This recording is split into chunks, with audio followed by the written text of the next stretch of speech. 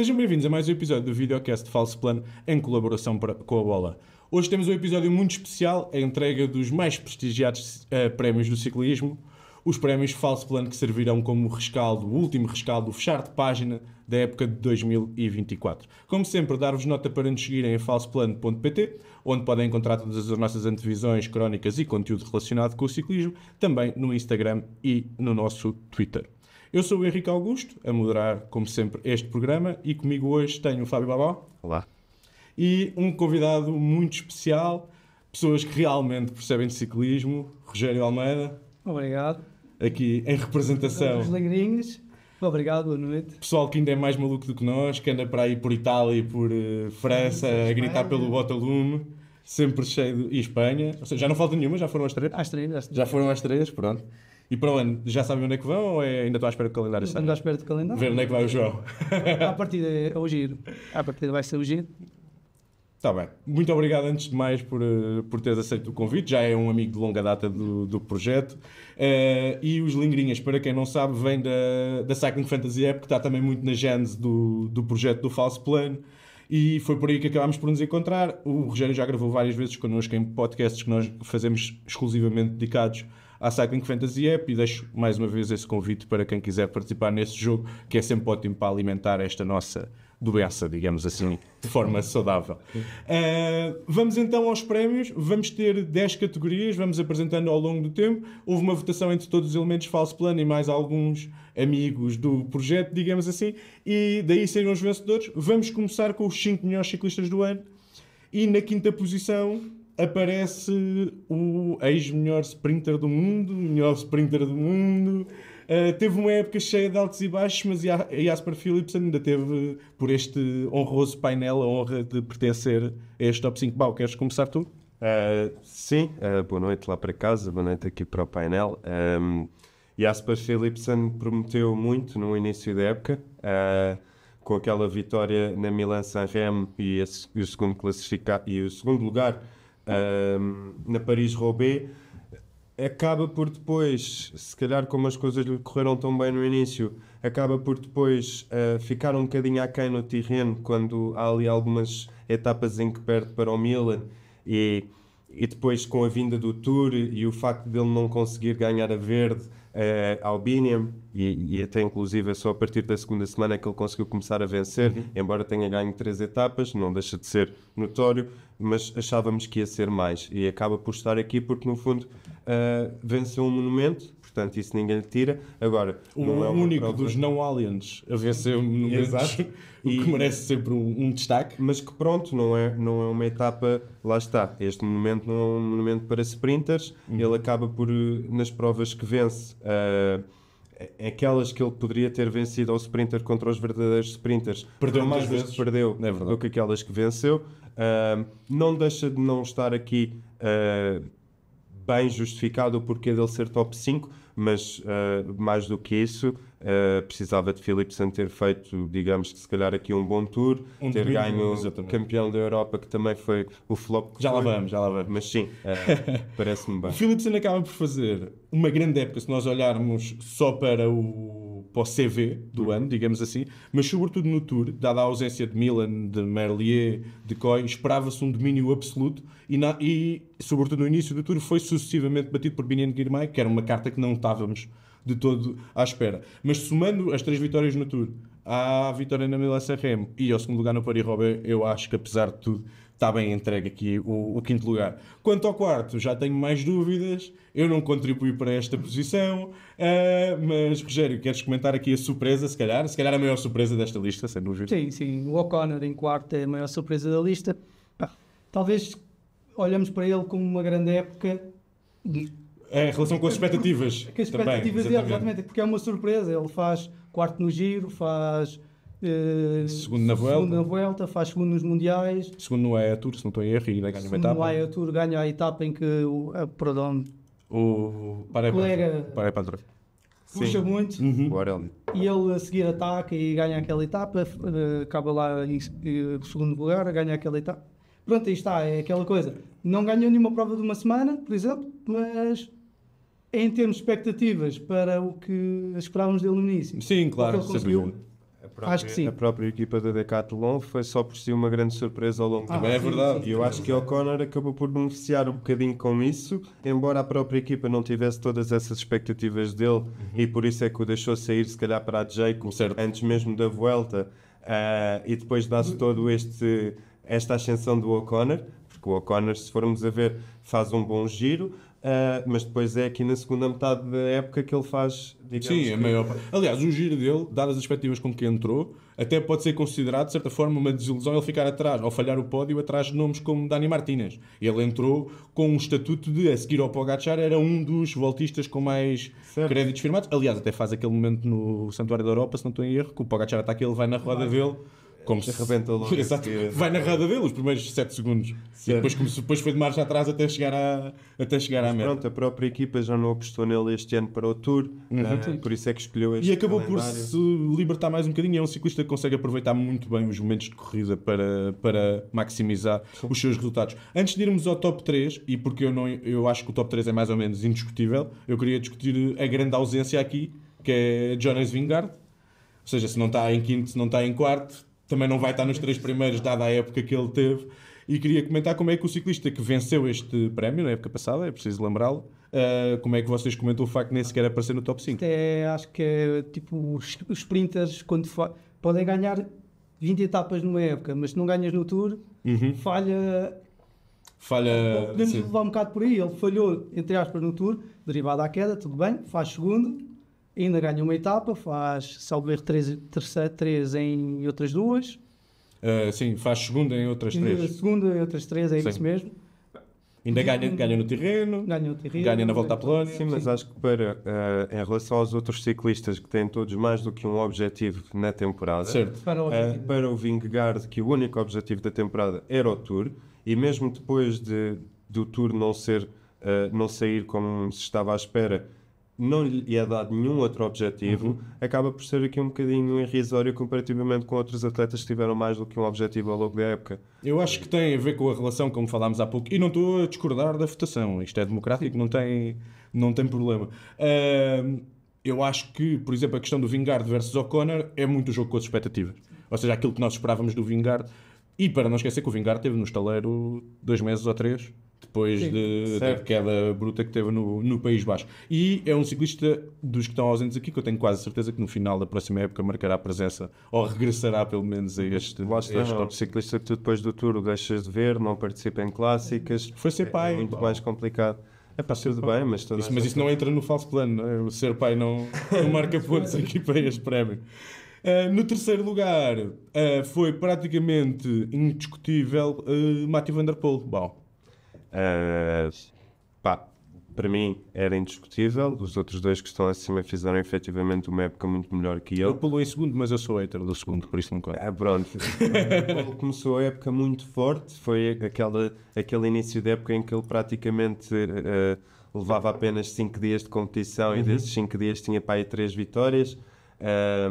Corre muito pouco, como já vem sendo apenas nos monumentos e nas principais. Tem 4 vitórias. Mas e que vitórias, não é? A questão depois é essa. Só que depois, teve aqui a possibilidade de Pogacar deixou-lhe o Tour de Flandres e ele aproveitou.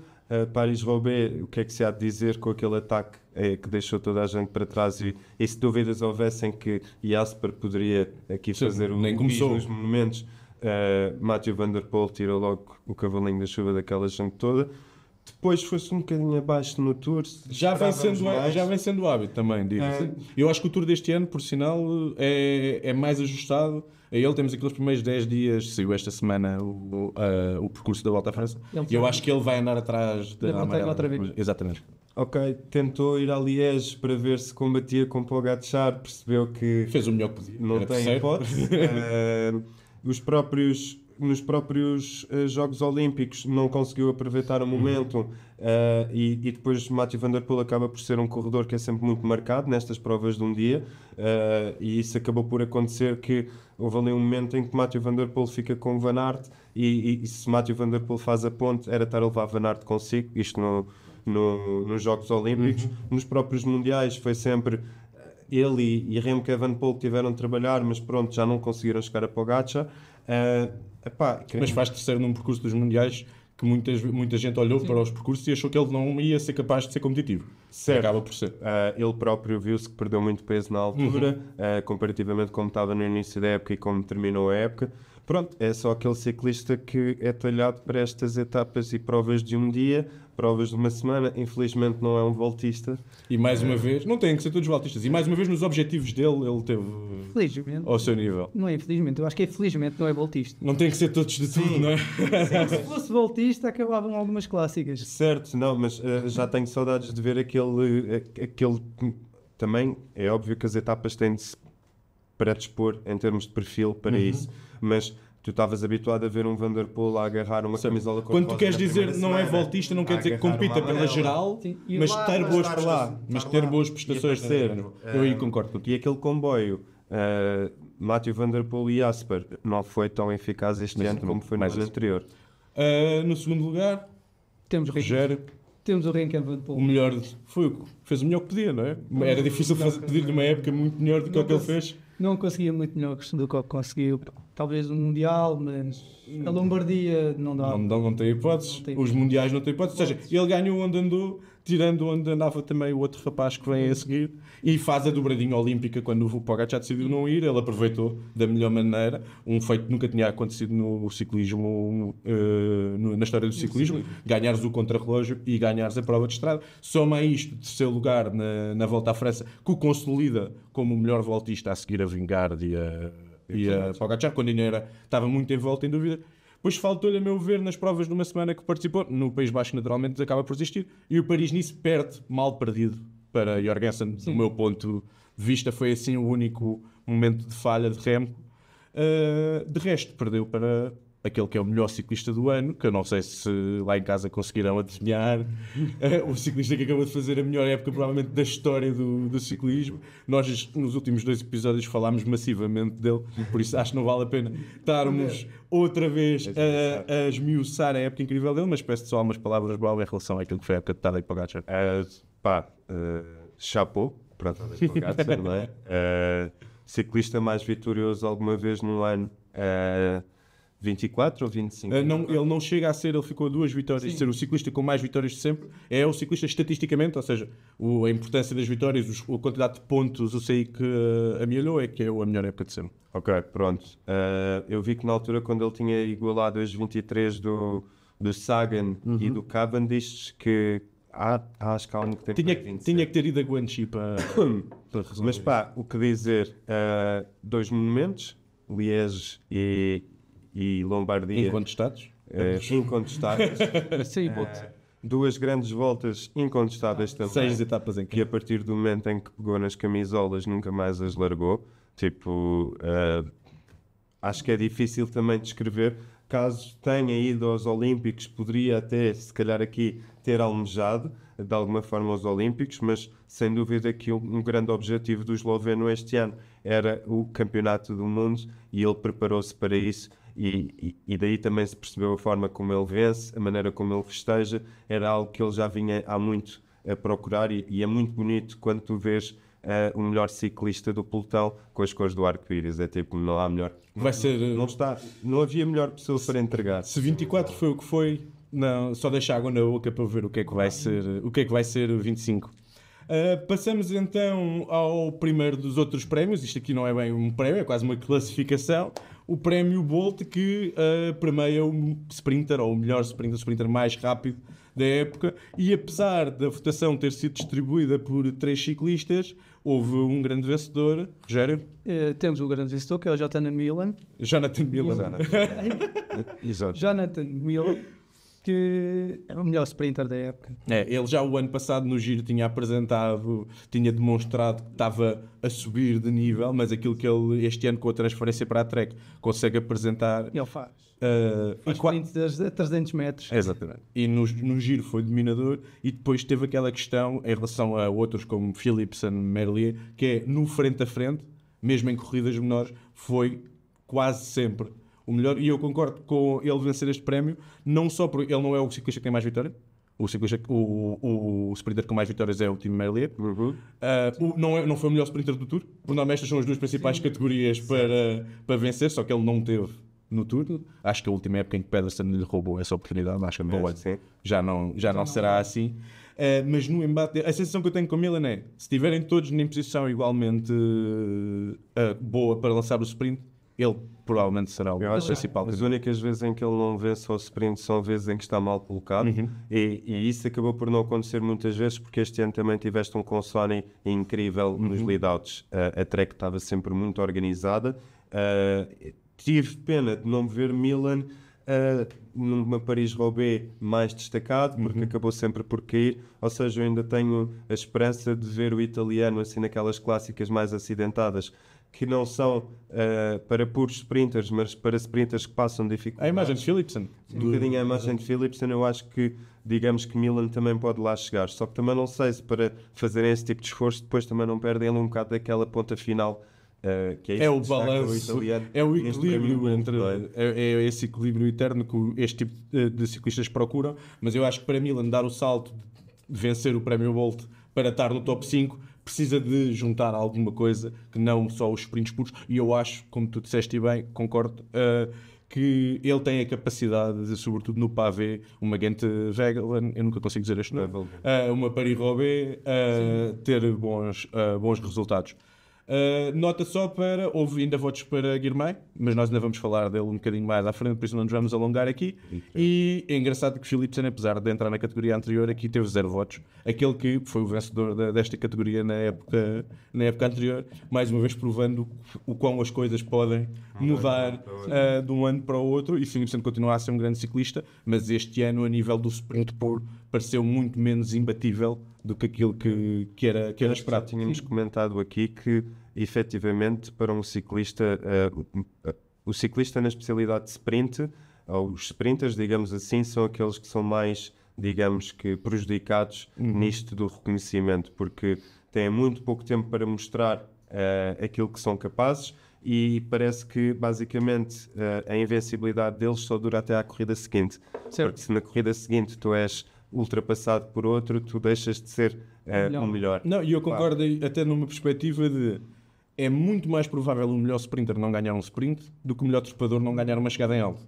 Porque há muito mais fatores em cima da mesa, não é? Ou seja, pode acontecer o que acontecer, se o Pogacar tiver que for as melhores pernas daquela subida, em princípio ele vai vencer. Num sprint isso não é tão... Pode ser fechado. Não é tão ter o melhor lead-out, na altura o colega não sinceramente. Pode lançar o sprint um bocadinho antes ou um bocadinho depois do que aquilo que devia, e isso na alta montanha é mais difícil de acontecer. O prémio seguinte é a melhor vitória do ano. O último foi o Rogério a apresentar, por isso agora pode ser o Bau. O senhor do costume.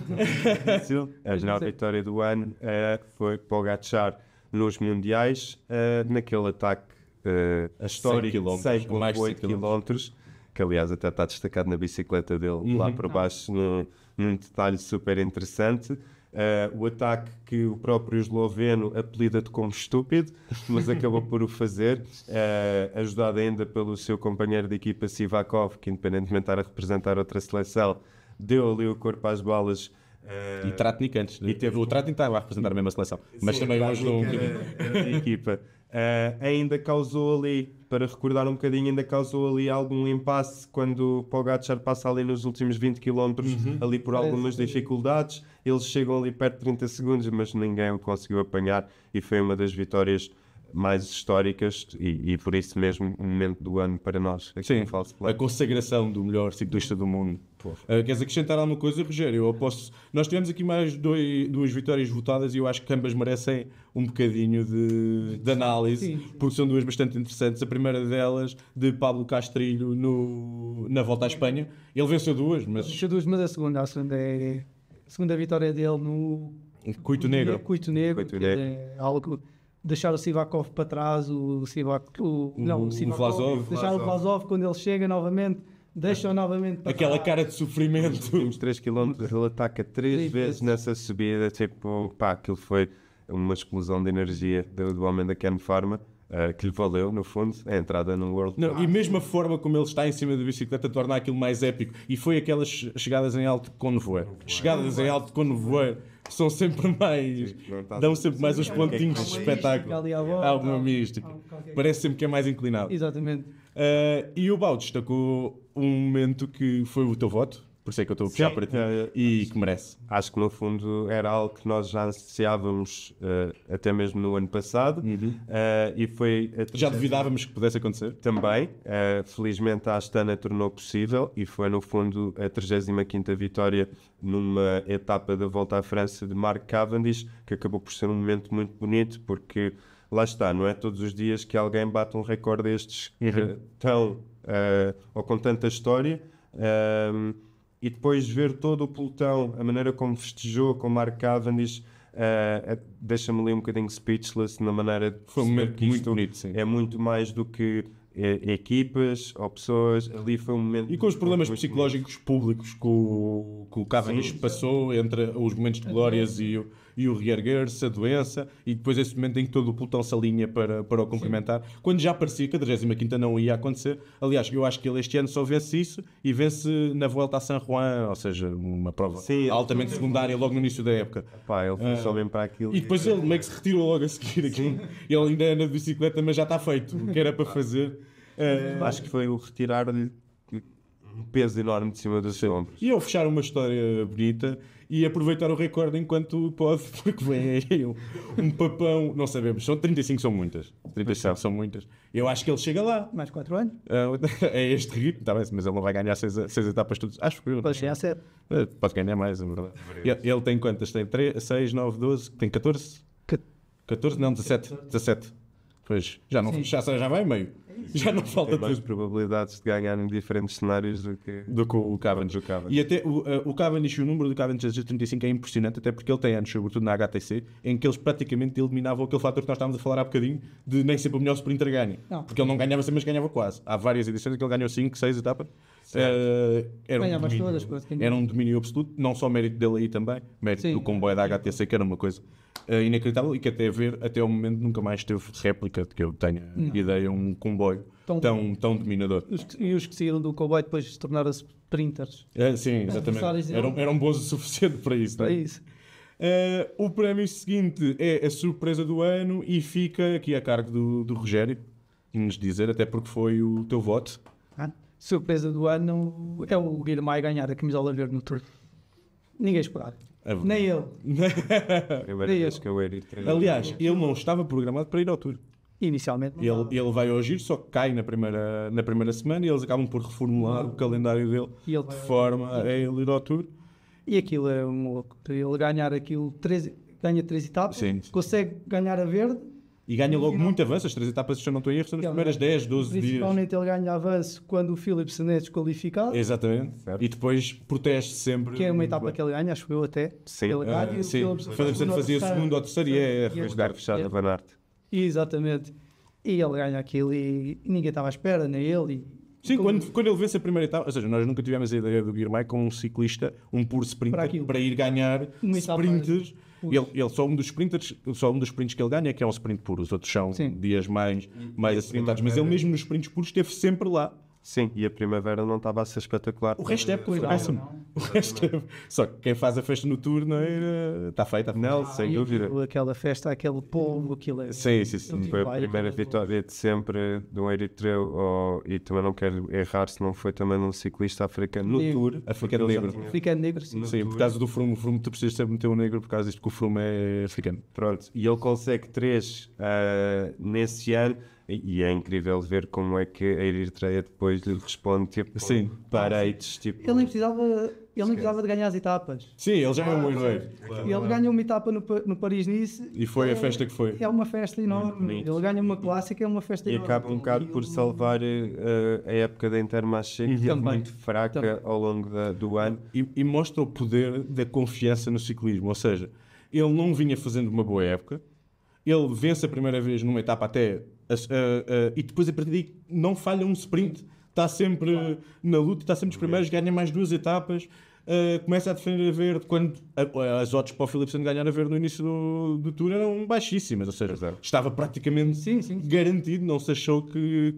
E se ponderasse algum... Aliás, eu escrevo na antevisão do Tour que o Guirmay podia andar lá, mas que não tinha pernas para vencer a etapa nenhuma.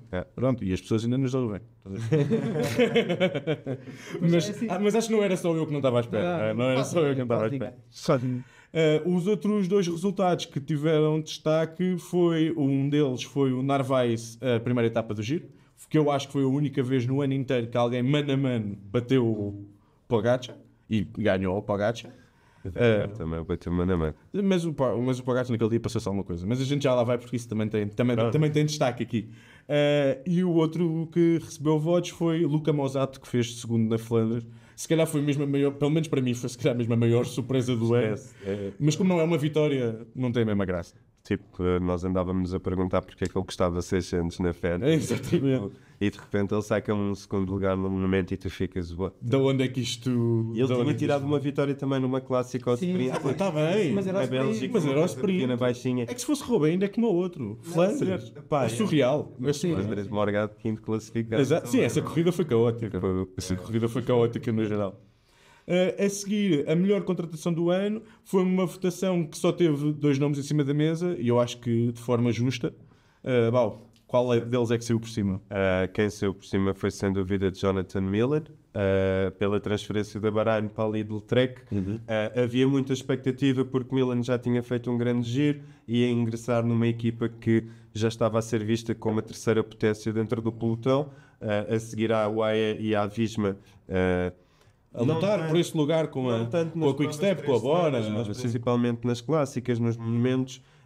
A Lidl Trek tem-se vindo, digamos que, a apostar muito no seu pelotão e sem dúvida que Jonathan Miller foi uma aposta vencedora porque no fundo acabou por, digamos que, dar potência e trazer mais vitórias ainda à Lidl Trek. E eu acho que ele ganhou muita consistência em relação àquilo que vinha apresentando na Bahrein. Sem dúvida. Ou seja, ele já tinha mostrado fogachos, mas ele este ano, quase sempre que teve à partida, foi um dos melhores sprinters para e na Bahrein tu não tinhas um comboio como tu tens aqui na Lidl Trek. Certo. E na Lidl Trek faltava mesmo este puro sprinter, porque Mats Pedersen não é esse puro sprinter, e já havia bons sprinters, mas que não eram aqueles sprinters para ser o primeiro, o topo de fila. Tinhas Consoni, tinhas Turns, mas esses acabam por, junto dos melhores, não fazer a diferença. E sem dúvida que o italiano, daquele alto, mais de 1,90 m, aquilo faz... Aquilo é um watch, não sei quanto é que dá, mas deve dar muito. Deve dar muito. Sim. O outro ciclista bastante votado foi Matteo Jorgensen, que é uma grande contratação por parte da Visma, que continua a errar pouco. E fala-nos um bocadinho, Rogério, daquilo que foi a época dele. Em todo o terreno. Foi todo o terreno. Clássicas, provas por etapas, ganha Paris-Nice. Exato. À frente do Remo, como tínhamos falado há pouco. À frente do Remo, e faz uma excelente época de clássicas, que até eu acho que lhe foi retirado, isto acho que não veio a público, mas acho que lhe foi retirado a Flandres, a participação dele na Flandres, por causa da queda do País Basco e a possível não ida do Vingegaard ao Tour. Ok. E então aí, tanto que ele estava a fazer uma grande época e chega ali... Eu acho que ele ainda faz a Flandres, eu acho que ele não faz a Roubaix. Ou é Roubaix? Ele a Flandres ainda faz até que ele é o único que tenta reagir ao ataque do e depois se senta completamente. Ele não faz a Roubaix. Ele não faz a Roubaix. E retiraram-no de Roubaix. Então mas pronto, mas basta dizer que foi um ciclista que vence o Paris-Nice, vence a de Vars, foi o ciclista que esteve até mais longe na Volta à Flandres com o Mathieu Van Der Poel, pagando depois o preço pela ousadia, e depois ainda faz top 10 no Tour. Não era suposto, se calhar, Matteo Jorgensen ser esta figura tão preponderante na equipa da Visma, dado que tinham para as clássicas Laporte, tinham o Giro com Van Aert, tinham o Van Aert também para as clássicas, tinham o Vingegaard para o Tour, e de certa forma, por motivos de quedas, tanto Laporte como Van Aert e como Vingegaard, a equipa teve de se focar em Matteo Jorgensen, e eu acho que ele deu uma resposta muito positiva. Ele é um tipo muito competitivo, um miúdo muito regrado, e eu acho que é o tipo perfeito para a Jumbo Visma, porque nós damos-te as condições todas, tu só tens mesmo de performing, exatamente. E é mais uma vez o ciclista que sai da Movistar e ganha asas. E ele também tentou levar perto do sol, não foi com o Pogacar, foi na Emília. Foi na Emília, que ele vai ali a tentar os metros. Aquilo não é bom para os resultados, mas para mim eu ganho-lhes algum respeito. Eles tentam. Sim, eles tentam. Ele com o Van der Poel queimou-se todo a seguir na Flandres. Mas pronto, pá, é desquebrar que partir. Sim. Olha, não, ao contrário, é despartir que quebrar. Era sendo como foi na Lombardia que tu vês. Ficou tudo a olhar. Tudo a olhar. Sobretudo nomes como o Remo, que tu vês que nem sequer tentam. Depois vais ver, ele faz 15º. Ou... Sim, eu acho que é um ciclista que, sobretudo nas clássicas, muitas vezes os resultados não são representativos daquilo que ele mostrou em corrida, em prova. Agora, no sentido oposto, vamos à contratação flop. Foi uma votação praticamente unânime pela sua dimensão de flop, que foi bastante grande. Acho que é o Rogério agora. É o Fábio Jacobsen. Por tudo o que ele custa, por tudo o que se previa. Pelo quão mal foi. E por o que não se apareceu. Ganha uma etapa, a seguir faz o lançamento para o colega, mais ou menos. Ganha uma etapa na volta à Turquia. Na volta à Turquia. Ganha uma etapa na volta à Turquia, a seguir o colega a fazer o lançamento para ele. Depois decidiram a meio do lançamento que ele ganhava e o colega... E ele ficava... Não, o colega ganhava e ele ficava em segundo. Depois a partir daí chegou a lançar o colega. Perdeu a ponta para o lançador, que é sempre um bom... Depois perdeu tudo. Um bom indício. E depois e etapas ao sprint, qualquer subidinho, ele ficava... Eu acho que a ideia mais forte de Jacobsen este ano é Jacobsen is dropped. Não, sempre. É muito qualquer lomba está de fora. É muito duro tu veres tipo um sprinter que nunca consegue chegar à fase da decisão final de uma etapa plana. Praticamente. Ou com alguma dificuldade. Nota-se que a mudança... E já não há sprinters assim hoje em dia, claro. No fundo temos um Jacobsen que sai da Koenig porque quer fazer o Tour. Tem uma equipa que é a DSM que lhe dá essas condições para ele poder fazer o Tour e ele não faz rigorosamente nada no Tour. Lá está, ele não faz rigorosamente nada o ano inteiro, sempre à procura das melhores sensações, sempre que havia um sprint compacto mais acidentado, ele levantava sempre o pé da roda e saía fora. Ou seja, nota-se que o problema do Jacobsen se calhar é muito mais mental do que propriamente também de pernas. E para uma equipa como a DSM, o caminhão de dinheiro que eles meteram no Jacobsen é uma fatia bastante grande, certamente, do orçamento deles, e também por isso eu acho que ele ganha mais força para vencer este prémio. Vencer, não sei como é que se chama neste caso, mas não sei se ele queria vencer o prémio, mas pronto, foi uma aposta muito grande da equipa e ele realmente flopa por todas as direções. Os outros dois nomes que receberam votos foi Remy Cavagna, que na Movistar nem se deu por ele, já se veio embora. 2 anos contrato saiu já. E já se veio embora. Outro que saiu da Quick-Step, curiosamente. O Cavagna também é outro que tu percebes que a única modalidade em que ele era bom, que era o contrarrelógio, também já não é. Não, e se o teu ponto mais forte é o contrarrelógio e vais para um setup como o da Movistar, que é conhecido por ser um dos piores setups do World Tour, já podia estar mais ou menos à espera. Mas ele na altura sai para ter liderança no pavé. E depois aquilo não correu nada bem, para além de que ainda apareceu o Lascano, que até foi um ciclista que se partiu, mostrou bem. Mas essa do contrarrelógio, já o ano passado ele tem uma entrevista engraçada, que é perguntam-lhe, acho que foi na altura dos Nacionais, de 2023, se ele ia ganhar. Ele vira-se para o repórter e diz, desde quando é que eu não ganho um contrarrelógio? Há quantos anos eu não ganho um contrarrelógio? Porquê é que eu havia de ganhar hoje? Porquê é que eu havia de ganhar agora? Eu já não tinha confiança sequer para o contrarrelógio. E os nacionais franceses não são propriamente a nível de contrarrelógio os nacionais mais difíceis de vencer, digo. Não, tens o Armirel. Exatamente, é o vencedor e não é um contrarrelogista de topo. O outro que recebeu também votos foi da Lidl Trek, foi Talgo Ganart. Acaba por ser ele ainda vem em crescimento da recuperação da queda e eu acho que para o ano é que é o ano em que se vai realmente perceber se esta contratação acaba por se justificar ou não. Voltando aqui a um cenário mais positivo, nesta montanha russa, vamos ao ciclista que mais evoluiu, ou à surpresa do ano a nível de individual. Quem foi o vencedor? Não sei se foi o teu voto, por acaso. Eu não votei nele. Não, já vi quem. Mas o voto foi, neste caso, o vencedor foi Florian Lipovitz, o atleta da Red Bull. Acho que principalmente pelas prestações nas provas de 3 semanas. Sim, na Vuelta.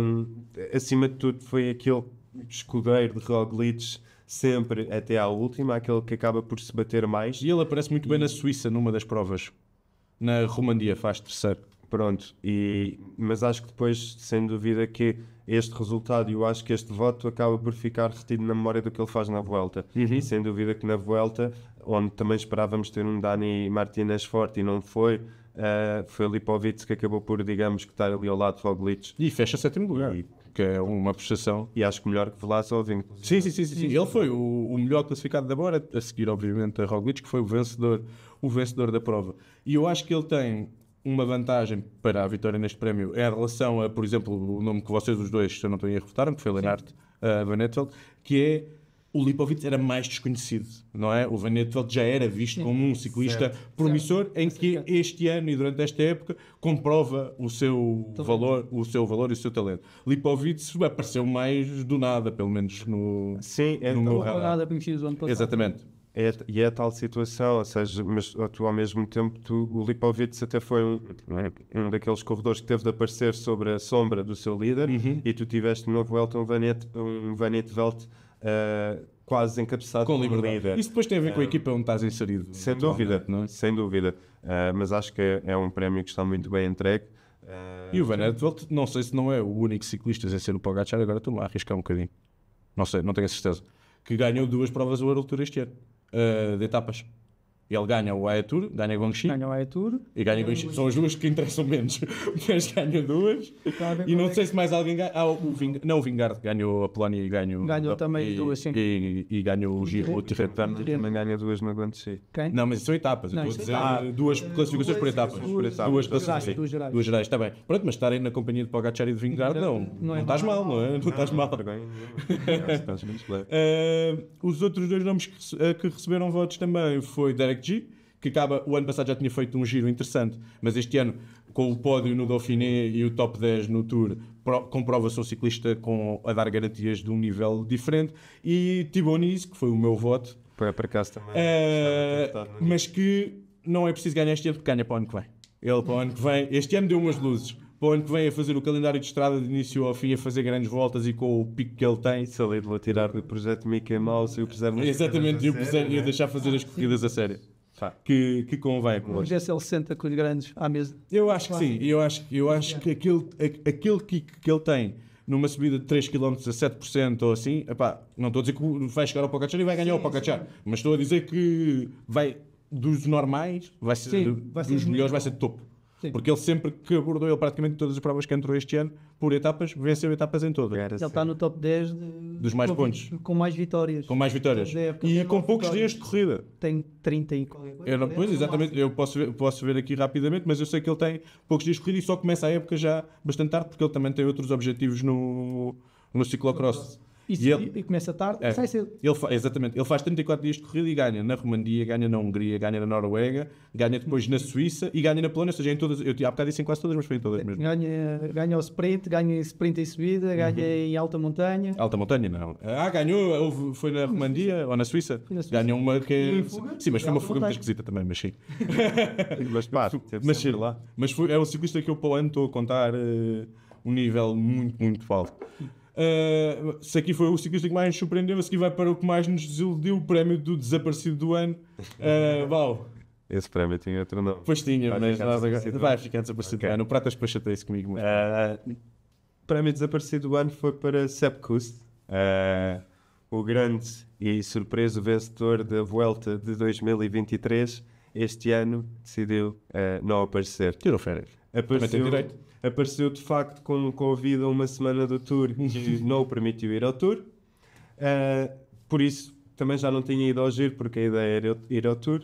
E quando aparece na Vuelta como líder, acaba por flopar. Sim, e ele mesmo antes do Tour, ou seja, na preparação para o Tour, até com a lesão de Vingegaard, ele aparece numa ou 2 provas numa semana como líder e é péssimo. Foi sempre péssimo. Mas isso é o normal dele. De curso, sim. Só que toda a gente achou, ou pelo menos muita gente achou. Não ser bom. Exato. Não ser bom como líder. Estou a brincar, como líder, exatamente. Foi um dos melhores gregários dos últimos anos. O que é que acontece? Ele perde tempo e depois lá tem liberdade em certas etapas, e eu ganho, ou disputo a etapa, fiquei segundo em terceiro, e nós aí lembramos dele. Ok, ele esta etapa a favor. Mas, no geral, tem poucas provas em que ele... consistentemente como líder. Ele em 2023 tinha estado muito bem na alta montanha e tinha sido de facto uma grande ajuda para Vingegaard no Tour, uma grande ajuda para Roglic no Giro e querendo ou não foi um ciclista que fez as 3 grandes voltas em 2023. Tinha aqui um calendário diferente neste ano 2024 e acho que A Visma, eu não me recordo de um ano ter sido tão bafejada com quedas. Sim. A época da Visma este ano foi terrível. Parece que empatado com o Kuss, ficou o vencedor deste prémio na época passada e por isso achámos que não valia a pena estar a bater mais no ceguinho. Sérgio Higuita, que o ano passado venceu, este ano voltou a estar empatado na votação, mas demos ao Kuss. Para o ano será mais uma vez candidato. Muito provavelmente ele vai para a Astana, não é? Onde aquilo tem tudo para correr mal outra vez.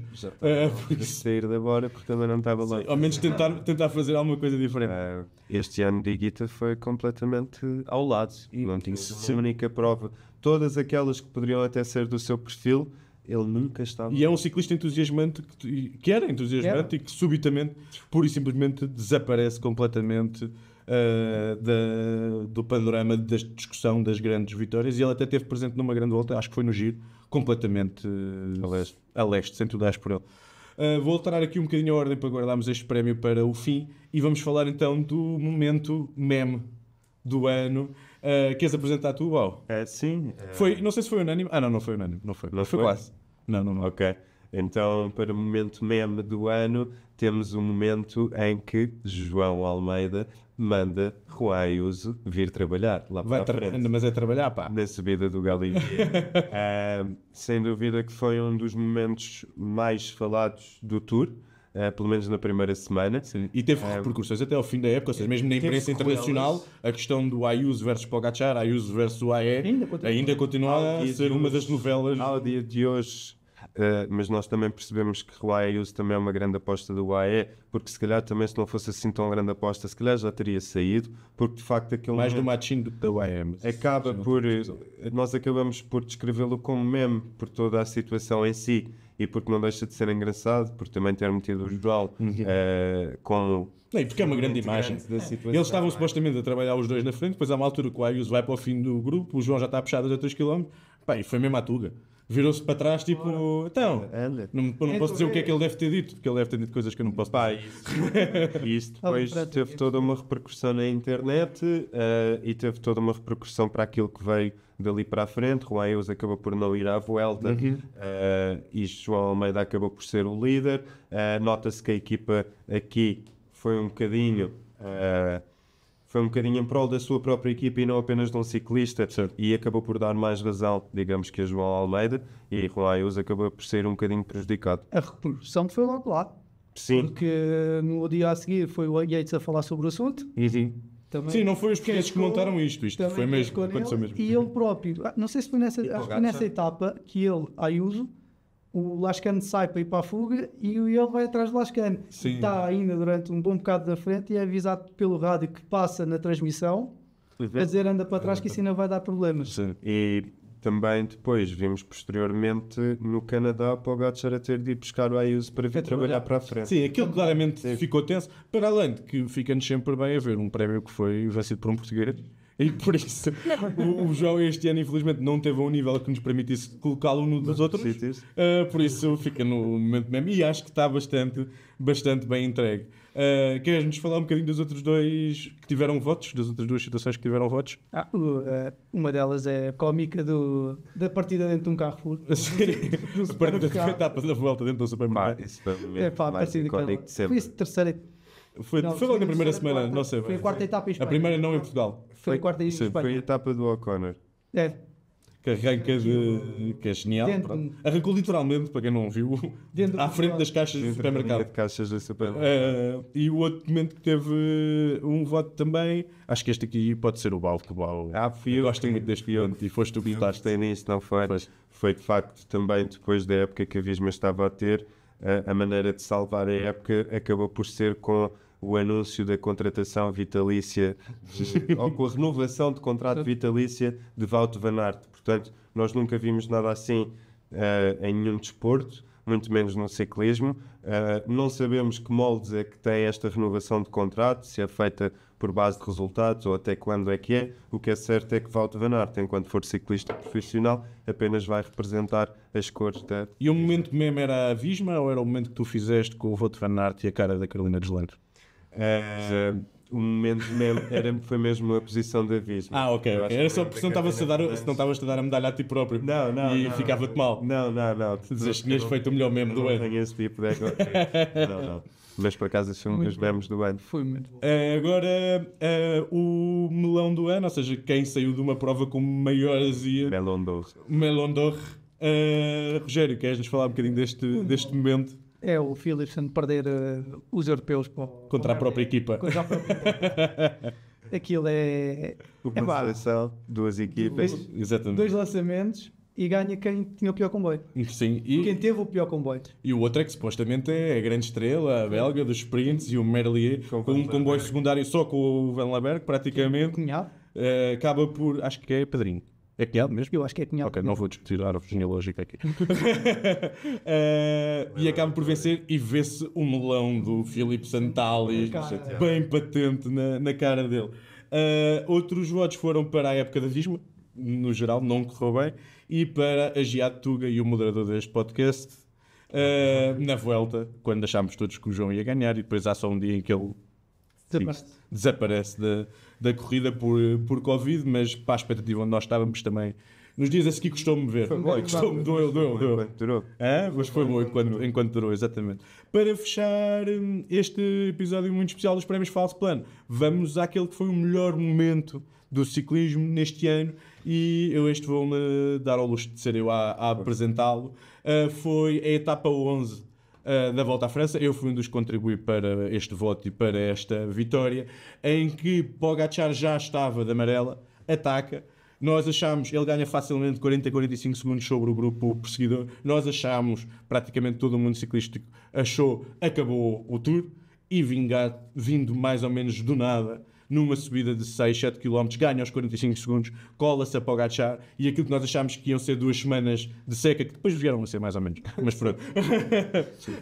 Achámos que íamos ter um Tour incrível, que era o regresso de Vingegaard. Depois o Vingegaard vence o Pogačar nesse dia ao sprint, que é uma coisa que na estatística não faz qualquer sentido. Vingegaard vinha da lesão gravíssima que tinha tido. Para ele também foi uma vitória muito emocional, ou seja, ele cruza a meta, chora. Vemos mais uma vez, como habitual, Pogačar ir complementar a ser um senhor, e achámos ali que íamos ter um Tour, ou com o regresso daquele que é o duelo de uma geração entre estes dois ciclistas. Estava de volta. Pogačar depois não permitiu que fosse assim, mas foi um grande dia de ciclismo. Foi uma das etapas mais eletrizantes deste Tour. Uma das etapas mais eletrizantes que eu me lembro. Estávamos todos a ver e toda a gente entregou. Eu ainda por cima não estava a ver, se calhar também é por causa disso que eu estava a trabalhar, não é? Nós adoramos um desporto que acontece às 3 da tarde, numa quarta-feira. Vingegaard depois está com o Roglic e a certa altura deixa Roglic completamente para trás, e lá vai ele a fazer o caminho todo, sempre a tirar tempo. E foi o único momento da época inteira que nós vimos fragilidade pura de Pogačar. Pogačar rebentou por todo lado naquele dia. Que quando aconteceu agora nos mundiais, vai dar o mesmo. Vai dar o mesmo, afinal não deu mesmo. Aliás, até se falou na altura de algum erro na alimentação, alguma também coisa. houve, se não estou em erro, no Canadá, num dos dias, ele também acaba, nota-se que ele está cheio de marcas de sal nos calções, mas isso aquilo é desidratação. Acontece. Calor. Exatamente. Eu quis guardar este para o fim, não só porque este momento foi muito impactante, como nós votámos quase todos em momentos diferentes, e falar um bocadinho sobre todos eles porque valem a pena. Rogério. Bardet da amarelo. Bardet da amarelo no primeiro. És um rapaz romântico, não é? Sou. Emocional. Fiquei tão chateado com ele. Ele veio no giro. Ele chega ao Tour e espeta-me a primeira etapa e fia veste a amarela. E no último Tour, um ciclista que foi, se calhar, a maior esperança à parte de Thibaut Pinot nos últimos anos dos franceses. É francês. E ele nunca tinha vestido a amarela, acaba por ser um momento. É francês, tem todo esse lado emocional. Era o último Tour que fazia, porque ia terminar a carreira. A seguir ao Dauphiné. Foi só que é uma altura super esquisita para acabar uma carreira. Foi só um culminar de um fechar de uma boa carreira para o francês. O teu momento do ano, bom? O meu momento do ano foi Pogačar dizer, antes da Strade Bianche, onde ia atacar, que era o Monte Saint-Marie. A mais de 80 km da meta. A mais de 80 km. Toda a gente sabia, não era segredo. E quando Pogačar chega ao momento, ataca. E vai-se embora. Vai-se embora e ganha a Strada Bianca. E mostrou-nos para o que é que vinha aí o resto. Começou o ano. Exatamente. Mostrou-nos que a época seria pautada por um Pogačar a fazer os últimos 50 km das corridas sozinho. E isto até foi um ano muito marcado por isso, porque também Van der Poel, quer na Flandres, quer na Paris-Roubaix, acaba por fazer uma parte muito grande da corrida. Eu não quero estar a dar números exatos, mas um percurso bastante largo já também é solo. Outros momentos que tiveram votos foi a dupla vitória olímpica de Remco Evenepoel, porque é histórica, como já falámos. A vitória de Narvaez de Rosa no Giro, também já falámos. Um momento que não falámos ainda foi a vitória de Alaphilippe no Giro, que a mim me toca sempre no coração. Vocês sabem que é um dos meus ciclistas favoritos e foi uma vitória daqueles ataques de Alaphilippe que não fazem sentido nenhum. Estava numa fuga com 30, ataca a 120 e tal km da meta, vai com o maestro e consegue convencer o maestro a trabalhar para ele. E numa altura em que Alaphilippe andava-se a trocar aquelas bocas com o Lefevere, foi pouco tempo depois disso também, e acabou por ser a primeira grande vitória de Alaphilippe nos últimos anos e que acabou por ser um grande momento de ciclismo. E depois queria só mencionar a resposta de um dos nossos membros, quando veio preencher o documento do melhor momento do ano. Ele disse: o melhor momento do ano é o momento de forma do Pogačar. E foi esse o voto dele. Foi de fevereiro ou outubro, o momento de forma do Pogačar. Acho que fechamos assim mais este episódio dos Prémios Falso Plano. Já foi a terceira edição, daqui a um ano cá estaremos para a quarta. Um agradecimento especial ao Rogério Almeida e aos Lingrinhas por partilharem esta paixão connosco e por sempre que nós endereçamos convites terem sempre a disponibilidade de virem conversar aqui um bocadinho connosco. Obrigado também ao Bau. Como sempre, agradecer à Bola a disponibilidade da parceria com o Falso Plano. Dar-vos nota para nos seguirem em falsoplano.pt no Twitter e no Instagram. E vemo-nos daqui a 15 dias. Até lá. Um abraço.